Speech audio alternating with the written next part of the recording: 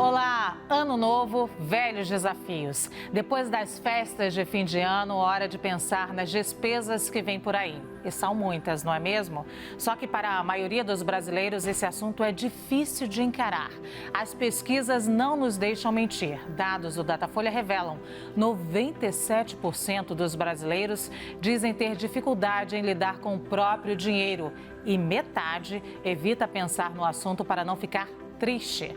A pergunta que fica é: será que não é hora de trocarmos a tristeza pelo conhecimento?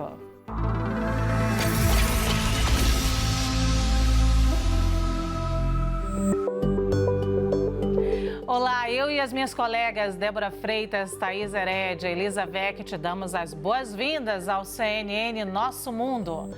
Nosso tema de hoje é: como organizar as finanças para um ano sem dívidas? Pode parecer um sonho distante? Pode sim, mas a nossa entrevistada lança um desafio. Que tal sair da UTI, do cheque especial e do cartão com o seguinte pensamento: imagine um médico examinando o paciente. Esse será o seu papel: revirar a sua vida financeira para saber onde estão duas toxinas perigosas: dívidas e juros.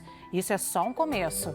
No CNN Nosso Mundo, a jornalista, educadora e coach financeira Natália Arcuri.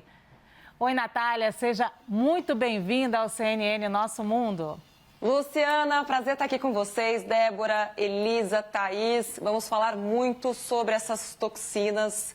A gente vai investigar profundamente cada centavo gasto com dívidas e juros, porque ninguém merece pagar essa conta. Ô, Natália, eu vou me colocar no papel de muitos brasileiros agora. Eu terminei o ano de amarelo e comecei o ano de amarelo porque dizem que traz prosperidade. A Elisa Vec está me acompanhando aqui, pois é. nesse aqui amarelo. No acompanhamento, a sócia do amarelo. Aí eu te pergunto, primeiro, você acredita, é dessas que acredita que a gente terminar o ano com uma cor e começar com a mesma cor vai dar certo? O amarelo traz prosperidade? Se não, aí você me diz aí quais são as dicas para esse começo de ano para a gente sair do vermelho. Olha, eu devolvo a pergunta para quem está nos assistindo nesse momento. Usar calcinha amarela nos últimos 10 anos resolveu o seu problema? Você está com mais dinheiro no banco hoje? Está com o dinheiro investido? Conseguiu quitar mais dívidas? Então, infelizmente, isso não funciona. Eu prefiro, inclusive, a calcinha vermelha e te digo por quê. Porque para a gente conseguir mudar a nossa vida financeira, mudar os nossos hábitos, a gente precisa de paixão, a gente precisa de tesão. Então, às vezes falam que o vermelho é a cor da paixão. Então, é de paixão que a gente precisa, principalmente pelos nossos objetivos, por aquilo que é mais importante para a gente. É disso que a gente precisa quando quer dar uma guinada na nossa vida financeira. E quais são as dicas para começo de ano? 2020 foi um ano muito atípico, um ano de problemas com desemprego. Muita gente teve problemas financeiros, obviamente, com o desemprego. Muitos empresários fecharam, faliram. E qual é a dica agora para esse ano de 2021? O que a gente deve estar atento nesse primeiro momento? Eu acredito, Lu, que o primeiro passo são os aprendizados que a gente trouxe de 2020. Então, entrar em 2021 tentando apagar o que aconteceu. Ah, meu Deus, que ano ruim. Ai, foi tão terrível. Sim, foi terrível. Mas eu acredito que tudo aquilo que é ruim, todo tombo que a gente leva, se você ficou desempregado, se o seu negócio fechou, é importante a gente tirar pelo menos algum aprendizado. Então, acho que a mentalidade agora, nesse começo de ano, o que foi que eu aprendi com esse baque? Perdi meu emprego, eu tinha uma reserva de emergência? Perdi meus clientes, eu tinha uma reserva de emergência? Na época em que eu estava vendendo muito, eu soube cuidar do meu dinheiro para que tivesse uma sobra, colocando essa sobra a serviço da minha vida na época das vacas magras? Porque crises vão e vêm. É claro que uma crise como essa que a gente viveu em 2020 e continua vivendo agora, não é que a crise acabou, não. A crise está na nossa cara. O desemprego continua sendo o mais elevado dos últimos 10 anos. Então, a crise não acabou. Mas eu acredito que é o momento da gente olhar para o que está acontecendo e acionar a chavinha da responsabilidade sobre a nossa própria vida e sobre a nossa própria vida financeira. financeira principalmente. E isso só começa quando eu assumo que sim, lá atrás eu poderia ter tido algumas atitudes que me colocariam numa situação um pouco menos desconfortável agora. Então agora, depois de fazer toda essa análise, né, de aprendizados, vem o primeiro passo, que é olhar de onde eu estou saindo. Qual que é meu ponto de partida, que é o que eu chamo de uma grande faxina financeira. Então é olhar para todos os extratos, é olhar para tudo que você ganha ou aquilo que você não está ganhando, é enxergar novas possibilidades de fazer uma renda extra, é entender perto de você quem são as pessoas que podem te ajudar, não emprestando dinheiro, mas às vezes te colocando em contato para que você consiga um emprego, ainda que seja algo pontual, ainda que seja algo eventual, só para colocar dinheiro novo dentro de casa para que com esse respiro financeiro você consiga ter pelo menos um pouco mais de paz mental para poder criar uma estratégia. Porque o grande problema, quando a gente passa por um baque tão grande como esse que a gente passou, né, no último ano, é que o nosso emocional fica completamente desestabilizado. E quando o nosso emocional fica desestabilizado, não adianta querer que o nosso cérebro crie alternativas para que a gente consiga trazer dinheiro para dentro de casa. Então, a primeira coisa é, tape esse buraco. Entre de novo no seu eixo. Bota qualquer dinheiro dentro de casa. Aí sim você começa a pensar num plano que está mais alinhado com o seu propósito, com o seu trabalho, com a sua função, com aquilo que você gosta de fazer. E claro que tem mais um monte de coisa ainda que a gente vai conversar aqui. Eu vou inclusive passar a palavra agora para quem segurou a nossa onda do nosso emocional, do nosso financeiro, das dicas aqui, Thaís Herédia, no ano passado. Óbvio. Você que empresta aquele dinheiro pra gente, brincadeira. Quem dera, né? Oi, Natália. Natália, você sabe que no final do ano de 2020, a Federação do Comércio aqui em São Paulo soltou uma radiografia do endividamento e trouxe dados chocantes da diferença entre o que é tomar crédito no norte e no nordeste do Brasil e no sul e no sudeste. E a quantidade também de famílias que se endividaram no ano durante a pandemia. Por exemplo, as capitais do nordeste passa de 95% o número de famílias que se endividaram em 2020. Esse número cai pela metade quando você vai descendo para o sul. Vou fazer um disclosure aqui, eu não sou contra o endividamento, acho que o crédito é combustível das economias. O nosso problema foi sempre ter juro alto. Então, não é exatamente, não sou contra o endividamento. Mas, então, eu queria saber o seguinte, como é que a gente lida com essas diferenças regionais? Quer dizer, além do aspecto emocional, nós temos também a base da condição de vida, inclusive do sistema financeiro, que lá no Norte e Nordeste é muito mais distante do que para a gente aqui do Sul e Sudeste. Sim. A gente tem um descolamento e um distanciamento socioeconômico no Brasil que ele é gigantesco, né? E dá para ver que quanto mais para o norte a gente vai, mais pobre o país fica. Então, esse é um retrato. A pandemia, eu acredito que ela abriu uma ferida que a gente sempre soube que teve. Então, na base disso tudo está a educação, está o conhecimento, está o acesso, está você deixar mais acessível não só um crédito baixo, mas também como é que as pessoas conseguem se capacitar, então capacitação, educação, alternativas e assim por diante. E a gente vê também algo no Brasil que pouco se fala, até a pandemia a gente tinha 45 milhões de desbancarizados. Olha isso para o tamanho do nosso país, que tem 200 milhões de habitantes, 45 milhões ou tinham conta no banco, mas não usavam, ou simplesmente não usavam nem conta em banco. A gente conseguiu bancarizar uma boa parte da população, porque foi o meio que o governo encontrou de fazer o mecanismo de transferência de renda via o auxílio emergencial.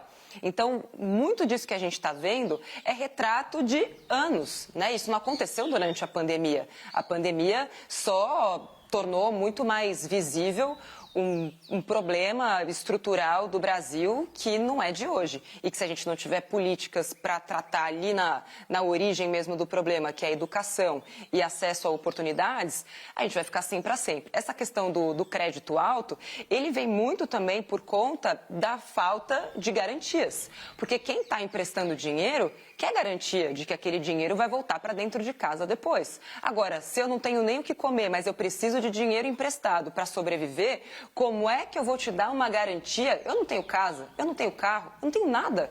Como é que você vai me pedir garantia de alguma coisa? E aí a gente tem uma taxa de juros alta. Então, assim, esse é um... Olha, dá para debater aqui horas sobre isso.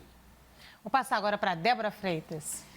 Tudo bem, Natália? Eu queria falar um pouco sobre essa questão da educação financeira, né? Que a gente bate muito nessa tecla da importância da educação financeira para construir esse entendimento, essa relação com o dinheiro. A Base Nacional Comum Curricular tornou obrigatória em 2020 a educação financeira nos currículos escolares de escolas públicas e privadas aqui no Brasil. Vai ser a ideia que seja um tema transversal no currículo de matemática. Mas... o Programa Internacional de Avaliação de Estudantes, o PISA, o último resultado que é de 2018, traz os seguintes dados em relação ao Brasil. É o quarto pior país em competência financeira de jovens. 2/3 dos brasileiros de 15 anos sabem menos que o básico de matemática. Como é que a gente alcança esse objetivo de incluir a educação financeira nesses currículos com essas dificuldades que a gente tem por trás disso? Olha, essa é uma bandeira que eu venho levantando desde o comecinho do Me Poupe, lá atrás, porque para mim a base, é isso, né? A base de uma sociedade está na educação que a sua população tem.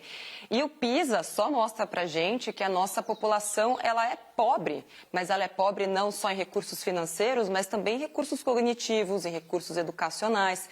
E, infelizmente, né, nos últimos 2 anos, a gente não teve nenhuma grande iniciativa focada em educação básica. Porque, assim, como é que a gente quer que o indivíduo entenda matemática financeira se nem uma conta de multiplicação ele consegue fazer, se nem interpretar um texto ele consegue interpretar? Então, quando a gente fala sobre a questão socioeconômica no Brasil, a gente fala de questões que são anteriores a essa etapa de educação financeira. Como é que eu posso querer que alguém mexa bem, né, com o dinheiro, que é um recurso escasso e que precisa pelo menos de um mínimo ali de compreensão, principalmente sobre a taxa de juros, para eu entender o que vale mais a pena? Será que eu parcelo ou será que eu espero para comprar à vista? Será que não vale mais a pena eu aplicar esse dinheiro, ainda que seja pouco, esperar um pouquinho mais de tempo, deixando os juros compostos agirem a meu favor e não contra mim? No Me Poupe, a gente ensina muito sobre essa questão dos juros compostos e é sempre uma grande descoberta, porque o brasileiro ele conhece de perto, muito bem, o lado nefasto da força dos juros, que é o juro do cartão de crédito, do cheque especial, do rotativo e assim por diante, mas ninguém nunca falou para ele que os juros podiam ser os melhores amigos dele. Então, essa questão do PISA, eu acho bom que ela venha todos os anos esfregar na nossa cara que a gente está longe de uma solução, enquanto as nossas políticas públicas forem sempre imediatistas, focadas em tampar buraco, em vez de ter um bom concreto ali para garantir que a nossa sociedade consiga prosperar no longo prazo. Elisa Vecchi. Natália, eu quero voltar na questão da UTI do cheque especial, da UTI do cartão de crédito e como se libertar disso, como conseguir viver se desintoxicando, né, deixando isso para longe. E aí eu faço um gancho com um estudo do Itaú Unibanco com o Datafolha, que eles dizem que 97%, ou seja, quase todo mundo, diz nessa pesquisa, nesse levantamento, ter dificuldade em lidar com o próprio dinheiro, ou seja, quase 100% das pessoas têm essa dificuldade. E quase metade evita pensar em dinheiro para não ficar triste. Aí eu penso assim, puxa vida, se a gente precisa do dinheiro para poder viver, mesmo que com o básico, e quando eu penso em dinheiro eu fico triste, tem alguma coisa mal resolvida aí, hein, Natália? Eu chamo isso de dinheirofobia, que é um medo diagnosticado em todos os brasileiros, e essa pesquisa reforça isso, né? Mais de 90% dos brasileiros não sabem lidar muito bem com isso. E a gente nunca sabe lidar direito sobre aquilo que a gente não conversa, sobre aquilo que a gente não fala. E aqui no Brasil a gente tem um péssimo hábito de falar sobre o dinheiro quando ele vira um problema. E isso se reflete em todos os campos da nossa economia. Começa no governo, com falta de planejamento, e termina na vida financeira pessoal da pessoa, onde a gente só fala sobre aquilo quando ele já vira um problema. Entre casais, é um dos maiores motivos também de separação. Porque a gente não fala sobre aquilo no começo do relacionamento, eu vou abrindo mão de algumas coisas que eu quero porque o outro prefere outra coisa, e aí meu marido me pede um dinheiro emprestado para fazer algo que eu não concordo, mas eu empresto. Só que chega uma hora que, se eu não vou falando sobre aquilo, a situação explode. Quem nunca passou por isso? Então, eu sempre defendo que a gente precisa falar sobre dinheiro antes que ele se transforme num problema, porque o dinheiro, ele é só um meio. E como todo meio, ele é uma ferramenta. E a gente precisa de treinamento, precisa de treino para saber usar essa ferramenta a nosso favor, para que a gente consiga virar esse jogo, deixar de ser um pau-mandado do dinheiro e começar a mandar no nosso dinheiro. Ele precisa nos servir, não a gente precisa fazer o que o dinheiro nos pede ou nos obriga a fazer. Natália, eu quero continuar nessa mudança de mentalidade aí, mas falando sobre um país com extrema desigualdade. Talvez a minha pergunta sirva a muitos outros brasileiros que estão nos assistindo nesse momento. Porque a pessoa pensa, mas eu nem tenho esse dinheiro. Eu cresci na periferia e cresci com pais que diziam, você precisa comprar alguma coisa, tem que parcelar, senão você não compra um eletrodoméstico. E aí nós comprávamos vários eletrodomésticos e aí depois não conseguíamos pagar a conta de energia.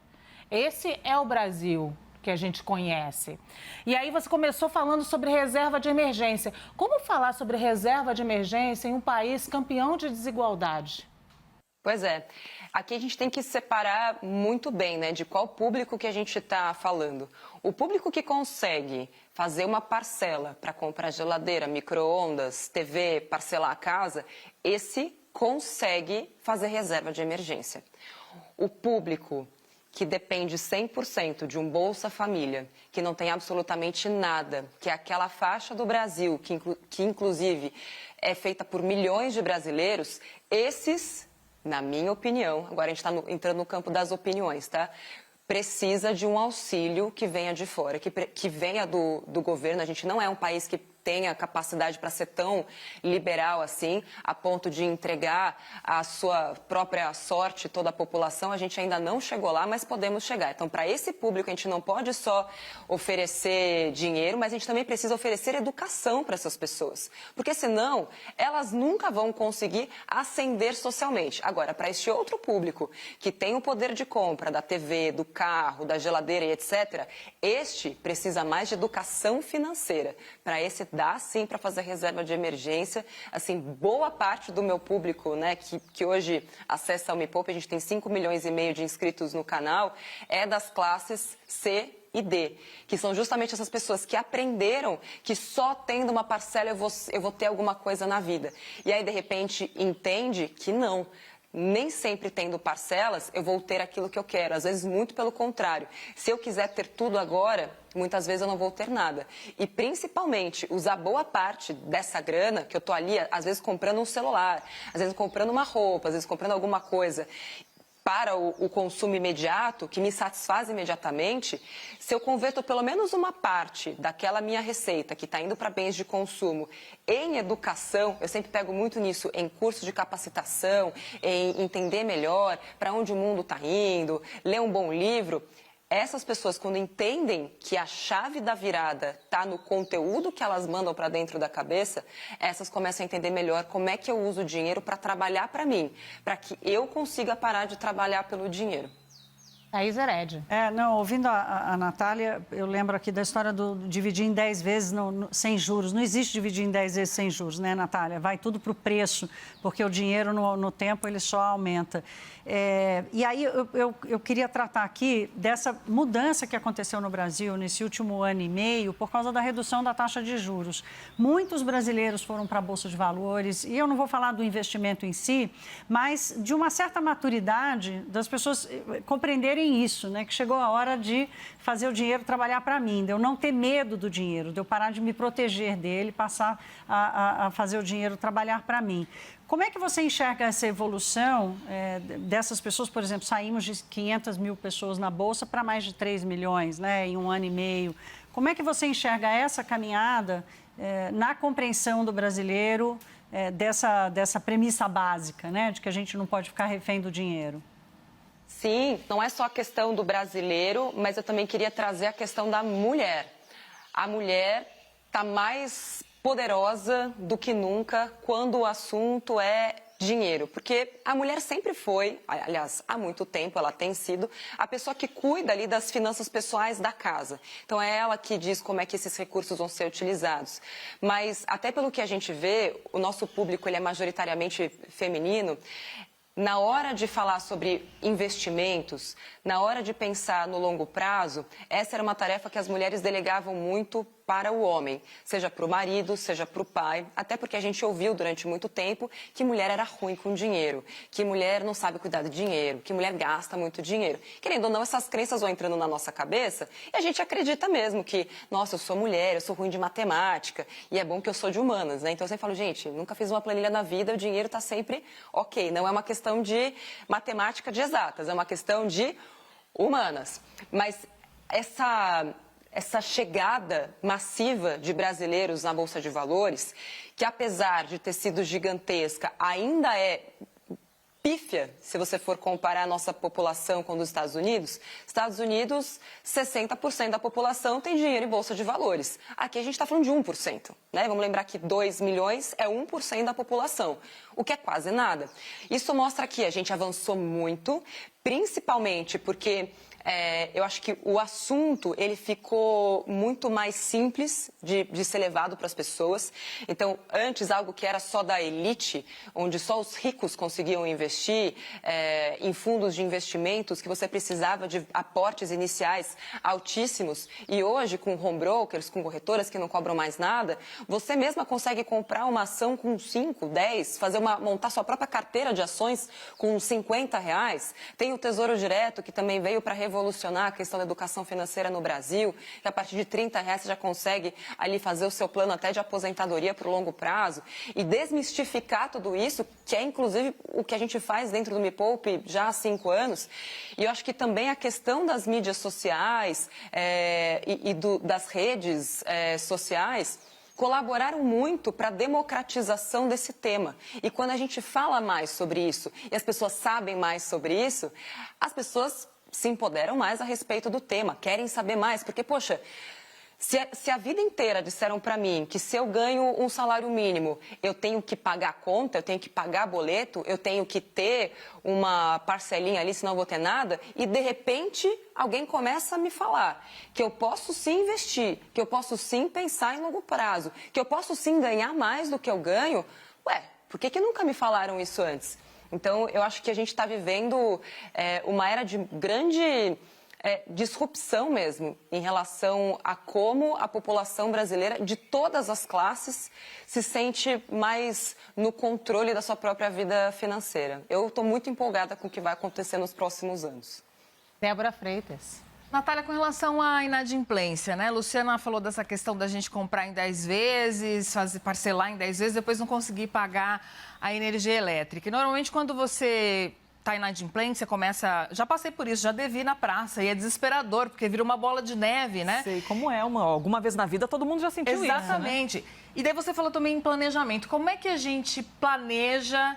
Quando chega nessa situação de inadimplência, que a coisa está desesperadora, como é que a gente começa a se planejar para começar a pagar essas dívidas e tentar sair dessa situação e não enlouquecer com ela? Primeira coisa é nunca fugir de um problema. Dívida é sempre mais fácil de pagar no comecinho. Pensa que a dívida é um dragão. Então, você tem lá um dragão bebezinho. Você pode deixar ele crescer e aí ele vai ficar cada vez mais difícil de você lidar com ele. Ou você pode lidar com ele ali na hora que ele nasce. Está dentro do ovo ainda, dentro da casquinha. Tem gente que prefere não fazer isso, mas não recomendo que se faça isso. Olha para o problema na hora que ele começa. Beleza, não vou conseguir pagar a fatura do meu cartão de crédito este mês. O que eu faço? O que as pessoas costumam fazer? Elas vão lá e parcelam com o próprio cartão de crédito que tem os juros mais caros da praça. Então, você vai parcelar aquela dívida, geralmente com juros aí que variam de 8% até 12%, que é ao mês. Detalhe, né? 8% a 12% ao mês, sendo que a taxa Selic, que é a taxa básica de juros do Brasil, é 2% ao ano. Então, você já percebe que é uma briga, né, extremamente desproporcional. Então, você já parcela no lugar errado, que é o cartão de crédito, em vez de buscar um crédito mais acessível. Como, por exemplo, se você tem um emprego, você pode buscar um consignado. Aí você pega o consignado, quita a dívida do cartão de crédito à vista. Em vez de ter juros de 12% ao mês, você vai ter um juro de 2% ao mês. Então, esta matemática, ela até que é simples, mas para isso, a pessoa precisa saber que as alternativas existem. Então, no caso de quem está inadimplente no cartão de crédito, primeira coisa, nunca paga o que o cartão está te devendo. Porque já acumulou tantos juros, aquilo já virou, está tão fora da caixa, aquilo não faz o menor sentido. Sempre procura saber qual foi o valor inicial da sua dívida. Então, você tinha uma fatura, por exemplo, de R$1.000. Aí você foi lá e pagou o mínimo. Você pagou R$150, logo você está devendo R$850. Esses 850 é que entram naquela bola de neve, porque no mês seguinte, você vai ter que pagar a dívida do mês passado mais a fatura do mês seguinte. E aí, só que aí você também não controlou seus gastos, você continuou mantendo o mesmo padrão, até porque você fez tantas parcelas que ainda que você não consuma nada, a sua fatura de cartão de crédito vai vir exatamente a mesma, porque você basicamente está vivendo para pagar a parcela. Então, você precisa, além de estancar esse sangramento, trocando juros caros por juros baratos, olhando lá para o comecinho, qual era a sua dívida inicial, mas também fazer uma sessão de enxugamento de gastos e principalmente de aumento de renda, fazendo renda extra. Elisa Vecchi. Natália, nós estamos aí nessa época de começo de ano, janeiro, e é muito comum a gente fazer listas de afazeres, as metas da vida, né? Que, segunda-feira eu vou começar coisa e tal. Aí eu te pergunto, quais são as maiores ciladas financeiras que a gente se enfia, que a gente descobre que não era amor, era cilada? Quais são essas mentiras que a gente fica se iludindo, achando que vai ser capaz? Aí chega no dia 31 de dezembro e percebe que não foi capaz de dar conta de nada daquilo que se propôs. Olha, o que mais tem é resolução de ano novo. E acho que o primeiro convite que a gente precisa fazer para quem está assistindo a gente é pega suas resoluções ali do começo de 2020. E aí, claro que vai vir, mas veio a pandemia, por isso que eu não consegui fazer nada. Mas todas as suas resoluções dependiam, né, do que aconteceu depois por causa da pandemia. Então, é claro que a gente viveu um cenário atípico, mas é importante a gente olhar, quais eram as minhas resoluções e qual foi o plano que eu criei para elas. Eu acredito que não tem meta errada, tem planejamento ruim ou planejamento que não foi feito, porque não adianta de nada você usar um verbo como se fosse uma meta. Então, uma resolução muito frequente, né? Esse ano eu vou juntar dinheiro. A pessoa não vai juntar nenhum dinheiro com essa resolução. Ela não falou quanto dinheiro é, ela não falou para que esse dinheiro vai servir, quanto ela vai ter, quando ela vai ter e qual que vai ser o plano que ela vai traçar para conseguir juntar aquela grana todos os meses até dezembro de 2021. Então, se a gente quer cumprir as nossas metas, primeiro a gente precisa saber o que é uma meta. E meta tem até um conceito muito bacana, que é aquela metodologia SMART. A meta tem que ser específica, mensurável, atingível, tem que ser relevante e tem que ter um tempo para acontecer. Se você cumpriu todos esses requisitos, você tem uma meta. Se você não cumpriu todos esses requisitos, você só tem um desejo. E a chance de você chegar no final de 2021 frustrada de novo é altíssima. Olha que eu estava aqui toda orgulhosa de mim mesma ouvindo você e falando, nossa, eu cumpri com louvor as minhas metas e descobri que não, que eu não cumpri os 5 requisitos, então vou começar de novo, ainda bem que a gente está no começo de ano. Já está em crise. A responsabilidade de influenciar esse dinheirinho suado de cada um. Você já deu alguma dica errada e já se arrependeu, Natália? Olha, a responsabilidade, ela é gigantesca, né? Até porque hoje, só nas plataformas Me Poupe, a gente está falando com 20 milhões de pessoas por ano. Foi o nosso número de 2020. Eu acho que arrependimento não dá para a gente ter. Eu acho que a gente tem aprendizados sempre. E numa carreira de 5 anos, você vai aprendendo muito. Até porque a economia é cíclica. Então, se antes você tinha o Tesouro Selic, que era um investimento excelente, que ele pagava bons juros, com a taxa de juros em 14%. Hoje, o Tesouro Selic já não dá para nada, mas ele continua sendo uma alternativa para a reserva de emergência. Então, quando a gente tem a responsabilidade, e eu acho que isso o jornalismo me trouxe muito, né? A questão da isenção, de você ser transparente com quem está do outro lado e tendo muito a responsabilidade, sabendo que quem tem que fazer as escolhas é sempre quem está do outro lado do vídeo, isso sempre é um bom guia, sabe? Coloca você sempre na trilha correta. Porque eu nunca vou dizer para a pessoa, faça isso. Pega o seu dinheiro e coloca naquele lugar. A gente sempre precisa dar alternativas, porque eu não posso estar do outro lado, eu não sou a pessoa. E o que eu acredito é que se a gente quer educar o outro, a gente precisa fazer com que ele tome as próprias decisões e seja responsável pelas próprias decisões. Então, acho que essa é a principal diferença, né? Entre alguém que mostra o caminho e alguém que te coloca lá onde acha o melhor lugar. Então, o meu papel é sempre mostrar os caminhos. E aí, a pessoa é quem é a responsável por tomar as decisões. Thaís Hered. Natália, nesses 5 anos, o brasileiro mudou muito e aprendeu, mas o sistema financeiro também mudou. A gente tem uma explosão de fintechs, temos uma mudança, inclusive, de carreira no sistema financeiro, que o gerente de banco virou o agente autônomo, que assumiu a responsabilidade de fazer o tal do planejamento financeiro, explicar para as pessoas o que você vem fazendo há muitos anos, de compreender suas metas e seus desejos e tal. Mas isso também acabou trazendo cilada, acabou trazendo oportunismo. Muitos brasileiros acabaram, se não perdendo dinheiro, deixando de ganhar ou aumentando a sua incompreensão, aumentando a sua insegurança com relação ao dinheiro. Como é que você, com o canal de abertura que você tem, com os milhões de pessoas que você fala, como é que você trata disso? O nosso papel aqui é sempre educar. Eu acredito que quando você tem conhecimento, você consegue, inclusive, escolher melhor quem é a pessoa que vai cuidar do seu dinheiro. Se é você mesma ou se é alguém. Se é o gerente do banco, se é o agente autônomo, aí a escolha é sua. Mas, para mim, ninguém pode abrir mão da responsabilidade sobre o próprio dinheiro. Quando você delega isso sem saber nem o que você está pedindo direito, quando a pessoa que está pedindo ajuda, pedindo a colaboração de uma consultoria, ela nem sabe direito o que está acontecendo, ela não tem o repertório necessário para poder avaliar se aquele trabalho é bem feito ou não, para mim aí é que está o X da questão. E é claro que, como tudo no universo, tem seus bons e seus maus profissionais. A gente não pode generalizar, mas acho que quando quem está buscando esse tipo de assessoria sabe o que está buscando, reconhece quais são as alternativas, entende por que aquilo está sendo oferecido, aí sim a gente tem uma relação justa. Porque para mim é isso que fica.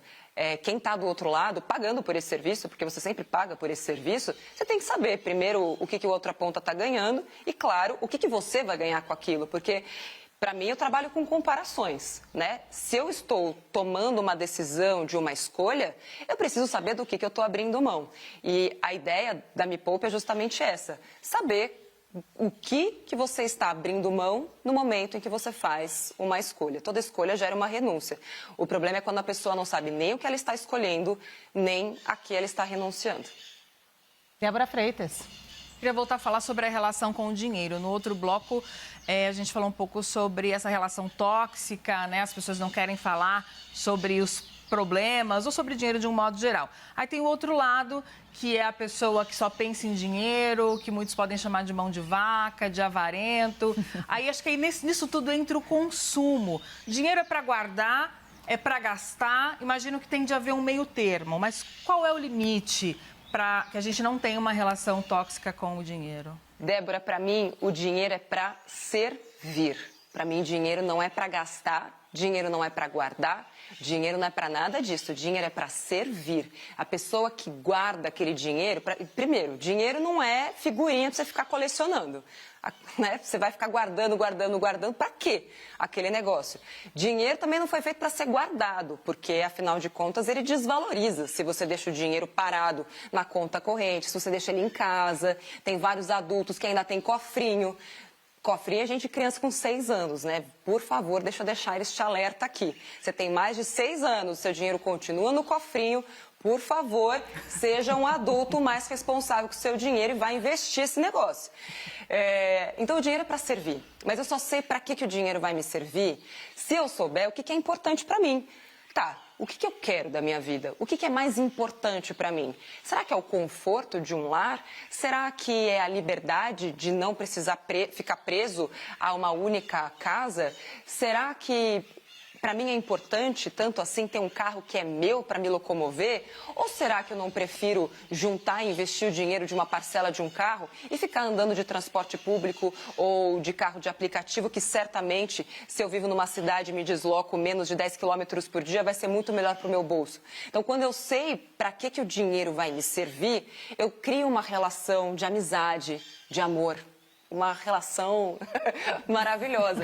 E é claro que esse é um jeito muito diferente de pensar. Então, assim, desde que eu me conheço por gente, as pessoas me chamavam de muquirana, de mão de vaca, que eu ia nadar o oceano com o sorrisal, ia chegar do outro lado com o bagulho intacto. Eu sempre ouvi isso. Só que aí eu sempre falo, tá, quem foi que comprou o apartamento à vista? Quem foi que hoje, com 35 anos, não precisa mais trabalhar? E quem nunca abriu mão de nada. Então, assim, não é dizer que não nasci em berço de ouro, tive a sorte de nascer numa família estruturada, pai engenheiro, mãe dona de casa, classe média, tive bons estudos. Só que eu aprendi muito cedo a cuidar dos recursos escassos que caíam na minha mão e, mais do que isso, buscar novos recursos quando eu percebia que aquele que eu tinha era muito pouco perto do que eu precisava. E é aí que vem o crescimento profissional, você estudar mais, você se destacar, ou até mesmo você criar a sua própria empresa, quando você entende que a empresa onde você trabalha tem menos capacidade de crescimento do que aquilo que você precisa. Então, a vida financeira, ao contrário do que muita gente pensa, não é só você juntar dinheiro, não é você contar centavos. Ela é um pouco mais complexa do que isso.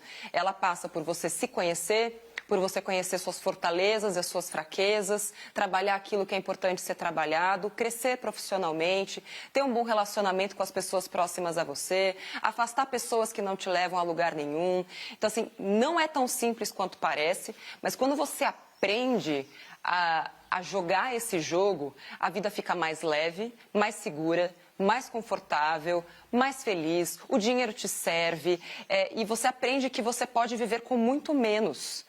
Só que viver com muito mais felicidade, amor, alegria, compaixão, empatia, enfim, tudo isso que realmente dá valor à vida. Beleza. Natália, eu gostaria de te ouvir sobre violência contra a mulher. Aí alguém pode pensar assim, nossa, mas violência contra a mulher, ela é educadora e coaching financeira, que pergunta é essa? O que isso tem a ver? Pois bem, quantas mulheres sofrem violência financeira, violência patrimonial, o homem que acha que tem um tamanho enorme, simplesmente porque é o detentor da fonte de renda da família. E aí a mulher quer se libertar e às vezes sofre mentalmente, sofre emocionalmente dentro desse pesadelo que é essa dependência financeira. De que maneira você trata isso com o seu público e o que você consegue passar adiante, de fato, para fortalecer essas mulheres, né? Para que elas possam ter uma boa relação com o dinheiro e visualizar um futuro ali independente. Inclusive feminicídio, né, Elisa? Sim. Porque muitas mulheres sequer conseguem sair de casa e acabam sendo mortas por esse companheiro porque não conseguem ter independência financeira, né, Natália? Exatamente. E tem uma coisa que é curiosa. Eu sou jornalista, trabalhei na TV há muito tempo e eu sempre cuidei muito bem do meu próprio dinheiro, né? Era aquela pessoa da família que é, o peixinho fora d'água. A única pessoa que tem dinheiro, que sabe cuidar disso, o extraterrestre. E sempre quis fazer algo relacionado a isso dentro da TV, não consegui, aquela coisa toda, uma história bem longa que não vem ao caso. Mas eu já tinha um plano de criar um site, de criar um blog, comecei a estudar muito a respeito de educação financeira, de planejamento financeiro pessoal, economia comportamental, arquitetura de escolhas, neuroeconomia, tudo que era relacionado ao comportamento me intrigava bastante, eu sempre gostei muito de estudar sobre isso, até começar a mudar a minha carreira para esse lado do planejamento financeiro pessoal, ganhar prêmio de planejamento financeiro pessoal e tudo mais. Mas teve um elemento da minha carreira que me fez abrir mão da vida certinha, com o crachá que eu tinha, para me lançar no mundo do empreendedorismo, que foi uma reportagem que eu fiz sobre violência doméstica. E aí, ali, eu entendi que era muito grave e que, através da educação financeira, eu que tinha aquele conhecimento e tantas outras pessoas, poderíamos libertar essas mulheres. A educação financeira, o planejamento financeiro, este poder que a gente consegue passar para as mulheres hoje, ele salva vidas. Porque naquela época, a cada 15 segundos, uma mulher era vítima de violência no Brasil. Hoje, com mais acesso, inclusive, né, a Disque Denúncia, esse número já é de a cada 7 segundos, uma mulher é vítima de violência doméstica no Brasil. E naquela época, eu descobri, cheguei ao dado, que 70% dessas mulheres se submetem a esses relacionamentos violentos porque são dependentes financeiramente. E aquilo mexeu comigo de uma tal maneira que, para mim, continuar carregando o meu crachá não faria mais sentido sabendo que do lado de fora tinham mulheres sendo espancadas e mortas e eu aqui tendo um conhecimento, podendo compartilhar.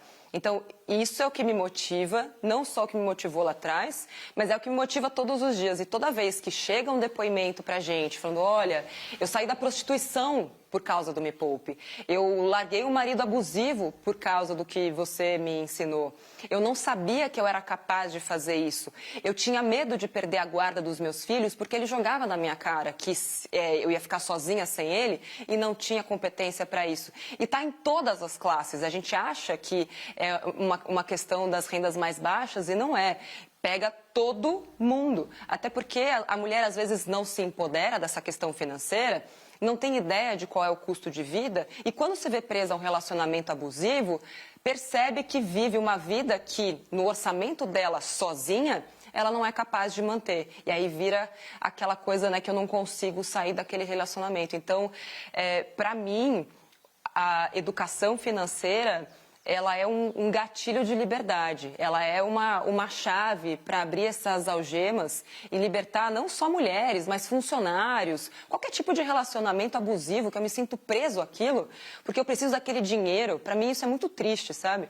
A gente precisa ensinar as pessoas para que elas sejam livres para fazer aquilo que elas quiserem. Vou passar aqui para a Thaís Herédia. Vai, Thaís. Vou falar sobre machismo, pegando carona aqui no tema da Elisa, porque você que está na economia há muitos anos sabe que esse é um mundo muito masculino. O mercado financeiro, o sistema financeiro é um mundo muito masculino. As mulheres foram tomando lugares, você é a prova disso, e mesmo na comunicação sobre o sistema financeiro, investimentos e orçamento e por aí vai, a vida financeira ainda era, ou era até pouco tempo, muito dominado pelos homens. Qual é o teu termômetro sobre esse machismo quando essas mulheres que você liberta chegam nesse mercado? Olha, é difícil fazer essa avaliação. Para mim é sempre um ponto assim de muito questionamento, assim, de muito autorreflexão, sabe? Porque eu fico pensando, tento me lembrar momentos da minha carreira, né, dos últimos anos que eu sofri machismo. Tiveram alguns. Mas eu não sei se o fato de ser mulher mudou alguma coisa na minha trajetória, sabe? O que eu sinto muitas vezes é quando falam sobre, né, Natália Arcuri, por exemplo, a palavra mulher tem vindo cada vez mais assim como se fosse um acompanhamento, sabe? Principalmente quando é uma crítica. A mulher não sei o quê, a mulher tal, tal, tal. E geralmente a crítica vem de homens, muito mais frequente a crítica vir de homens do que vir de mulheres. Eu acho que a gente está passando por um período de transição, como vocês sabem, né? É um mundo que era muito masculino, cada vez mais as mulheres estão entrando dentro desse universo. Eu acho que é normal, né, se sentir um pouco ameaçado, principalmente quando a autoestima não está lá essas coisas. Então dá aquela sensação de quem é essa forasteira que está pegando meu lugar. Ninguém veio pegar o lugar de ninguém, tem um monte de gente precisando de ajuda, todo mundo tem seu espaço. Então eu sempre gosto de falar com os homens, principalmente, de que, olha, se vocês forem bons, vai continuar tendo lugar para vocês, né? As mulheres têm o seu espaço, estão conquistando cada vez mais eles e ninguém vai tirar o lugar de ninguém. A gente só quer o melhor para os outros, o que é melhor para a sociedade, o que é melhor para o Brasil, o que é melhor para a liberdade das mulheres, liberdade dos homens, liberdade de todo mundo. Então, eu acho que é um debate muito interessante. Estava aqui comentando com as minhas amigas que esse ano eu pretendo ser rica. ficar rica. Qual é a dica de ouro? Eu tô pegando aqui o seu livro. Qual é a Vai dica pagar de as ouro? contas das amigas tudo. Assim eu não vou ficar rica. Então, pelo menos Eu quero saber, ó, tô com o seu livro aqui, quero saber qual é a dica de ouro. Primeira pra ficar coisa, rica. primeira dica, fazer os 33 dias. Porque aí tem um passo a passo, são 33 dias. Não tem como você sair dos 33 dias igual você está falando aqui comigo hoje. Uau. Então aí você vai aprender a olhar para a sua vida financeira hoje. Você vai aprender a marcar tudo aquilo que não presta na sua vida, inclusive pessoas, porque tem um dia aí só para você se livrar das pessoas âncora da sua vida, porque faz parte, na verdade. Tem gente que a gente acha que está levando para cima, na verdade está puxando para baixo. Então são 33 dias com uma sequência mesmo, dizendo, olha, agora hoje você faz isso, amanhã você faz aquilo. É intenso, não vai achando que é fácil, é intenso, mas me liga daqui a 33 dias, Lu. Aí você me conta como é que você tá. E se eu parar de falar com você, vocês já sabem que tem a ver com que isso, a gente né? faz parte dessa listinha Já estão de me amigas pedindo evitáveis. almoço, né? Thaís Herédia. Lu, eu não sou âncora na sua vida, Lu. Eu sou Lene. E a dica de ouro você não me deu, tá me devendo até o final desse bloco. Natália, quem te ouve enxerga uma mistura bom. de psicóloga com jornalista, com essa pessoa que estudou finanças, estudou economia comportamental. Como é a divisão desses papéis?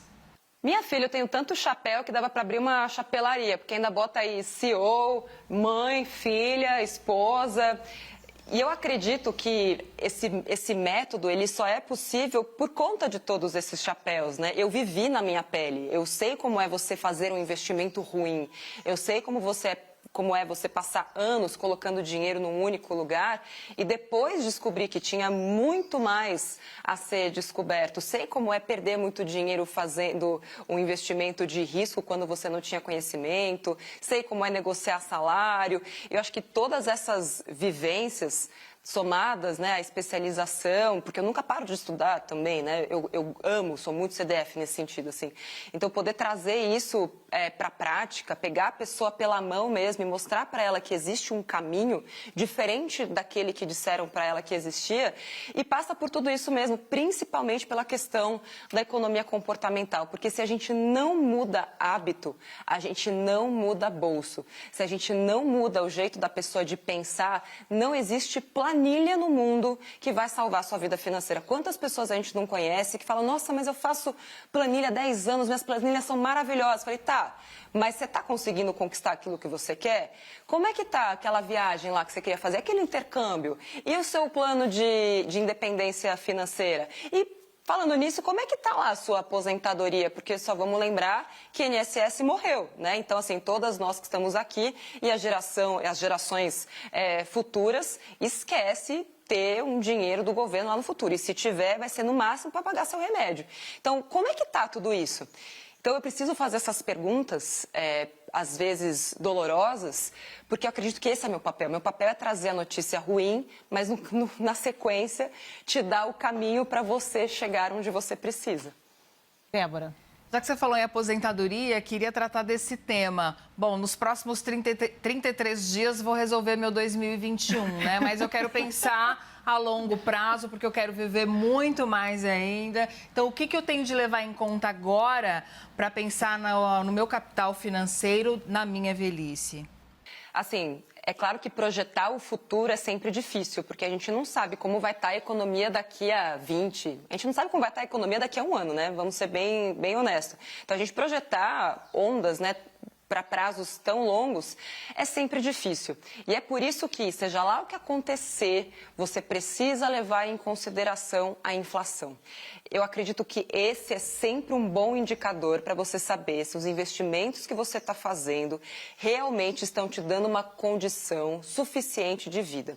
E tem até uma ferramenta lá no site chamado Simulador de Independência Financeira, que ele te diz aproximadamente quanto de dinheiro você vai precisar no futuro para poder ter uma velhice tranquila. A gente tem ali uma matemática complexa por trás da ferramenta, mas isso tudo é para dar um guia. Então, por exemplo, hoje, uma pessoa que quisesse viver com R$3.000 por mês, com investimentos que vão ali de conservador, mas já indo um pouquinho mais moderado, de novo, sabendo investir bem, ela precisaria ter investidos R$1 milhão. essa seria uma conta. Então, é de 3 para 1. Então, você quer viver com R$3.000, você tem que ter aí, no mínimo, R$1 milhão investidos. Então, essa é uma conta que você vai, né, aumentando essas projeções. R$6.000, R$2 milhões. R$9.000, 3 milhões e assim por diante. E claro que quanto melhor você cuidando desse recurso, dos seus investimentos, menos dinheiro você precisa ter investido, porque aí você tem acesso a outros investimentos, você vai conseguir receber dividendos, mas para isso você precisa ter um conhecimento muito bom dos investimentos, o que não é tão difícil quanto as pessoas imaginam. A gente tem excelentes empresas hoje no Brasil que pagam excelentes dividendos, fundos imobiliários, tem uma vasta gama aí de oportunidades. O próprio Tesouro IPCA, juros semestrais, que a cada 6 meses pinga ali um pouquinho de dinheiro na sua conta. Então, tudo vai depender de como você investe, qual é o seu perfil de investidora. Por isso que não tem receita pronta. Tudo aquilo que é relacionado à vida financeira de alguém tem que ser individual. Eu costumo dizer que planejamento financeiro pessoal é igual a uma impressão digital. Não existem 2 iguais no mundo, porque não existem 2 pessoas iguais no mundo. O que eu quero é diferente do que você quer. E se eu quiser ser hippie, viver na praia, e se uma cabana só me satisfazer, e eu vou viver da minha própria subsistência. Então, assim, por isso que antes de qualquer coisa, você precisa avaliar o que é importante para mim? Qual é o tipo de vida que eu quero ter? Será que a vida que eu tenho hoje é a que eu quero? Ou é o que a sociedade espera que eu tenha, os meus pais esperam que eu tenha? Então, tudo isso é importante a gente avaliar antes de pensar no longo prazo. Estamos chegando ao fim. Elizabeth vai ter que ser super editada agora na sua última pergunta. Eu queria perguntar tanta coisa, mas essa hora sempre chega, esse sofrimento, viu, Natália? Quer ver o programa chegar ao fim e a gente não cumprir a listinha. Então, eu te pergunto, você acha que se nós fôssemos mais bem resolvidos como seres humanos, uma sessão de terapia, expandir a mente, a gente ia saber lidar melhor com o nosso dinheiro? Não tenho a menor dúvida, não tenho a menor dúvida. Se a gente fosse melhor resolvido com a nossa história, com a nossa política, com os nossos desejos, com as nossas vontades, com a nossa família, eu não tenho a menor dúvida que a gente viveria num país melhor e teria uma vida muito melhor. Natália, já que você foi muito editada, eu ainda vou colocar mais uma pergunta aqui. Maravilhosa, né? Mais uma pergunta, ultimazinha. Você já disse várias vezes que largou o jornalismo, largou tudo, enfim. Você aconselha as pessoas a terem essa coragem, largar e se meter no sonho e isso pode ganhar dinheiro? Você também dá esse conselho? É a dica de ouro? Eu vou devolver essa pergunta com uma outra pergunta. O que você está perdendo ao continuar tendo a vida que você tem hoje? De novo, toda escolha gera uma renúncia. Então, a que você está renunciando hoje, fazendo a escolha mais confortável? E aí eu acho que cada um precisa fazer a própria escolha. Eu fiz a minha e não me arrependo. Só lembrando que para isso eu me planejei financeiramente. Quando eu pedi demissão, eu podia viver 1 ano e meio sem nenhum salário. Então, é claro que eu tive coragem de largar algo que era muito confortável, em nome de algo que eu não fazia a menor ideia do que ia acontecer, mas eu criei ali uma reserva financeira que, se tudo desse errado, eu tinha maneiras de me sustentar durante 1 ano e meio. Então, isso me ajudou a ter coragem, inclusive. Então, às vezes, a coragem vem quando você monta ali pelo menos uma caminha para você se deitar e chorar, caso dê tudo errado. Pronto, a gente terminou com uma dica de ouro. Essa é uma dica de ouro, uma reflexão agora para o nosso público aqui do Nosso Mundo. Muito obrigada, Natália Arcuri, por tudo. Portanto, pense, né? Coragem, é preciso coragem, mas é preciso planejamento também. Essa é a nossa dica. Muito obrigada, Natália. Eu que agradeço, Débora, Elisa, Thaís, Luciana. Foi um grande prazer estar aqui com vocês. Eu adorei essa conversa. Espero que tenha ajudado muita gente que está do outro lado, que tenha aberto a cabeça de muita gente. E sempre que quiser, estou aqui à disposição. E depois, Luciana, quero ver esse extrato, tá? Pode deixar, serei rica até o fim de 2021, você vai ver. Muito obrigada, Nos leve junto. Muito obrigada. Se eu levar junto, eu não vou ser rica, hein? Muito obrigada, time. Bom, nosso programa com a educadora e coach financeira Natália Arcuri está disponível na íntegra no site cnnbrasil.com.br e também no nosso canal no YouTube. Esta é a CNN, a maior do mundo, líder em independência.